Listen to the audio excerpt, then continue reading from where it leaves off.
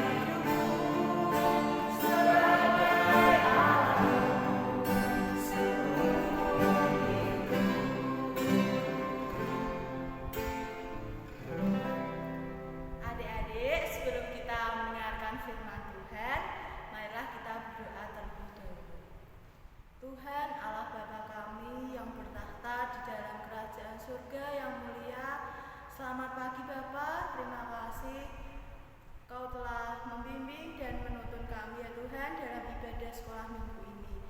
Pada pagi hari ini kami akan mendengarkan firman-Mu ya Tuhan.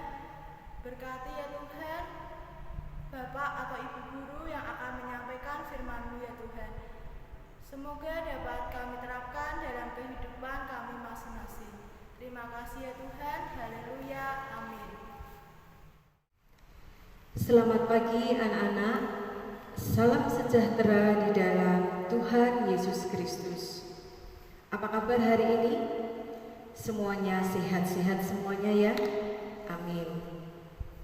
Anak-anak yang terkasih, hari ini kita akan melakukan aktivitas sekolah minggu kita masih di rumah saja. Bu Dewi berharap anak-anak tetap semangat bisa mengikuti sekolah minggu dengan baik. Anak-anak yang terkasih, firman Tuhan pada pagi hari ini terambil dari kitab Keluaran 1 ayat 8 sampai dengan kitab Keluaran 2 ayat 10. Tetapi karena panjangnya uraian dari ayat tersebut, saya akan membacakan ayat natsnya saja yang terambil dari Keluaran 1 ayat 17. Demikian firman Tuhan. Tetapi bidan-bidan itu takut akan Allah dan tidak melakukan seperti apa yang dikatakan Raja Mesir kepada mereka, dan membiarkan bayi-bayi itu hidup.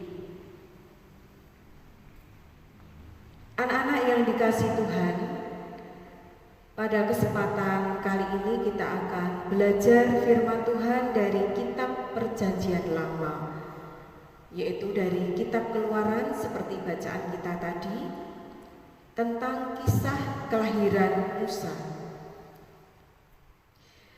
Di dalam bacaan Keluaran 1 ayat 8 sampai Keluaran 2 ayat 10 dikisahkan tentang Raja Fir'aun yang memerintahkan bidan-bidan untuk membunuh bayi laki-laki dari bangsa Israel.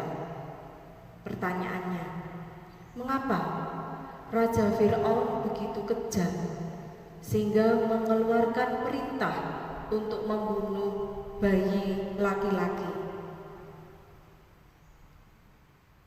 Pada waktu itu, bangsa Israel hidup di tanah Mesir, dan bangsa Israel menjadi budak dari bangsa Mesir.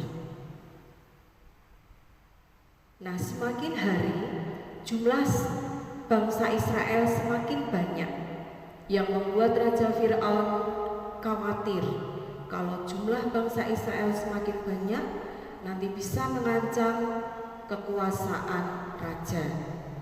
Oleh sebab itu, keluarlah perintah untuk membunuh bayi laki-laki dari bangsa Israel yang diberikan kepada bidan-bidan yang membantu kelahiran bayi-bayi dari bangsa Israel. Anak-anak, adakah dari kalian yang tahu apakah profesi bidan itu atau tugas dari bidan? Apa tugasnya? Nah, seorang bidan mempunyai tugas, mempunyai pekerjaan itu memeriksa ibu yang sedang hamil, memeriksa kesehatan ibu yang sedang hamil. Selain itu, tugas seorang bidan itu juga akan membantu seorang ibu yang akan melahirkan. Mengapa? Karena seorang ibu yang akan melahirkan itu tidak bisa melahirkan sendiri, harus dibantu oleh seorang bidan atau dokter. Tetapi kisah di sini kita akan fokus pada bidan. Nah, itulah profesi atau pekerjaan seorang bidan. Anak-anak yang dikasihi Tuhan, Di dalam bacaan kita tadi, Raja Fir'aun memerintahkan kepada bidan yang dikisahkan di dalam Keluaran 1 sampai Keluaran 2 tadi, bernama bidan Sifra dan bidan Pua. Kedua bidan itu diperintahkan untuk membunuh setiap bayi laki-laki dari bangsa Israel. Membunuh, anak-anak tahu ya, membunuh itu suatu perbuatan yang tidak baik. Membunuh itu adalah suatu kejahatan. Nah, berarti kalau orang itu membunuh, orang itu tidak mempunyai kasih. Orang itu tidak mempunyai belas kasihan, sehingga perbuatan itu adalah perbuatan yang tidak baik, perbuatan yang dibenci oleh Allah. Di dalam peristiwa itu Tuhan berkarya melalui siapa tadi? Melalui bidan Sifra dan bidan Pua, sehingga tergeraklah hati bidan Sifra dan bidan Pua untuk tidak melakukan perintah Raja Fir'aun. Apa yang dilakukan? Kedua bidan tadi lebih mentaati kehendak Allah, yaitu berlaku atau bersikap yang baik, melakukan kasih, sehingga kedua bidan tadi, yaitu bidan Sifra dan bidan Pua, itu mempunyai rasa belas kasih. Selain dia mempunyai ketaatan kepada Allah untuk melakukan hal-hal yang baik, sehingga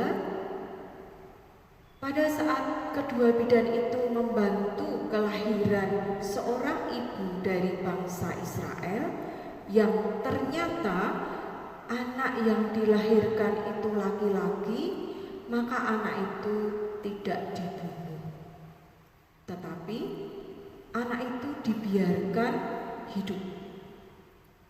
Nah, itulah salah satu campur tangan Tuhan di dalam kehidupan setiap umat yang dikasihinya.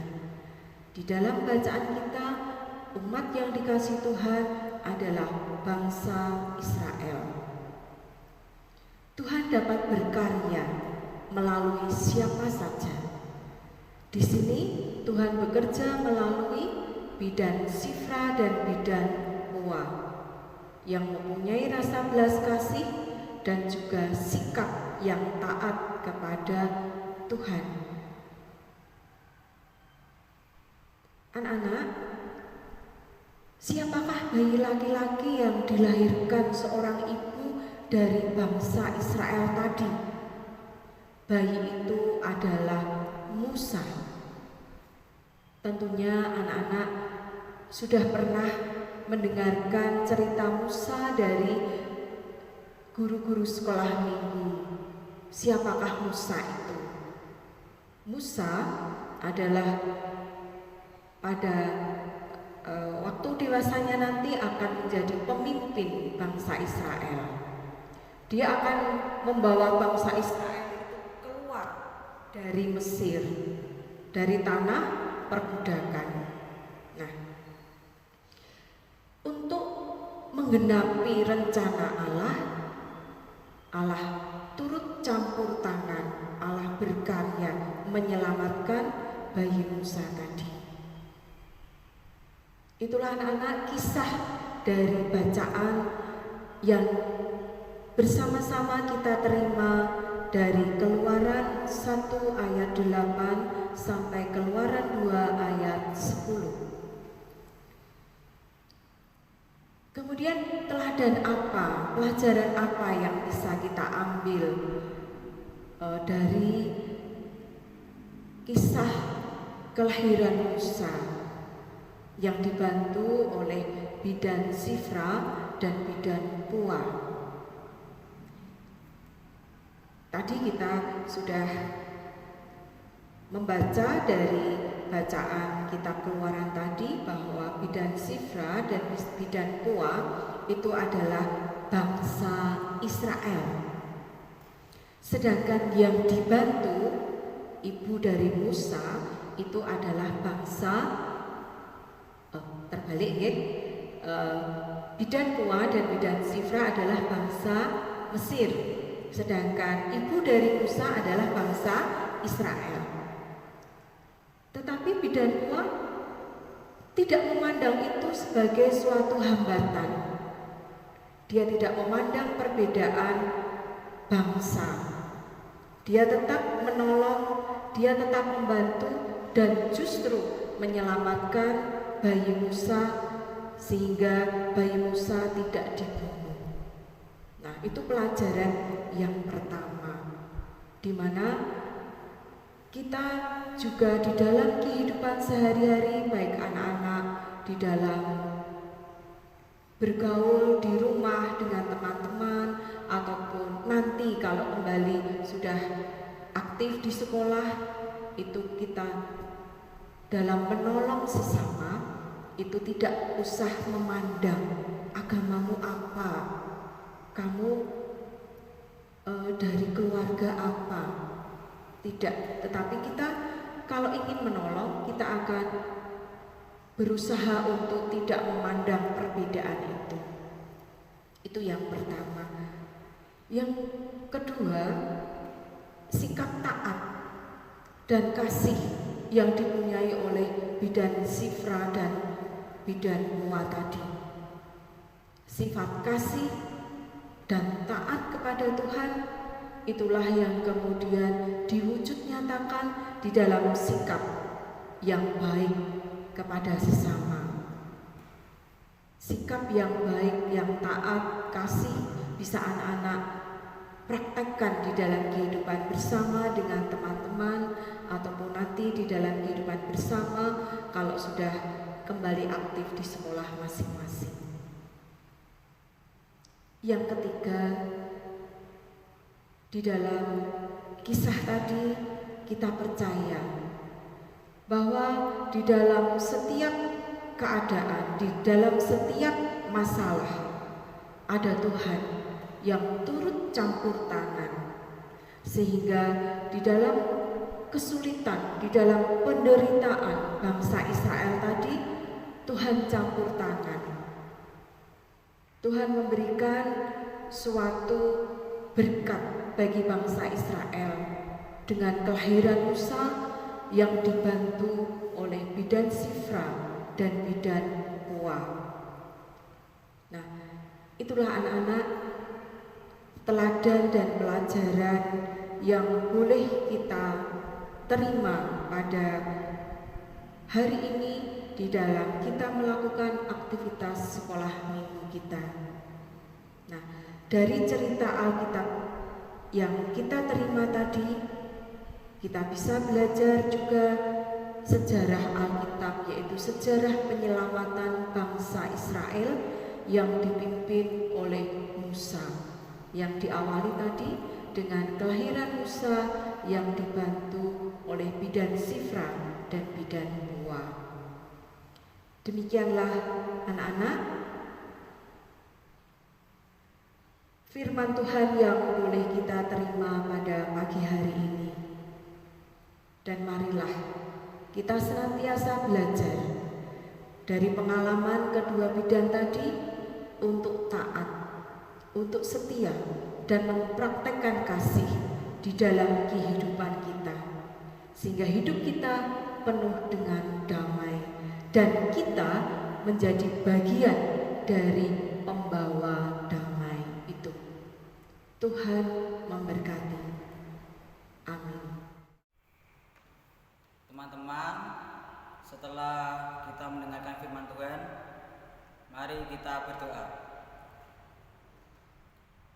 Terima kasih Tuhan karena kami telah mendengarkan firman-Mu pada pagi hari ini. Sertai kami Tuhan dalam menjaga kesehatan serta belajar di rumah, dan juga ampuni dosa kami Tuhan yang disengaja maupun tidak disengaja. Terima kasih Tuhan, dalam nama Tuhan Yesus, haleluya, amin. Adik-adik, setelah kita mendengarkan firman Tuhan, mari kita memuji nama Tuhan. Jangan lelah.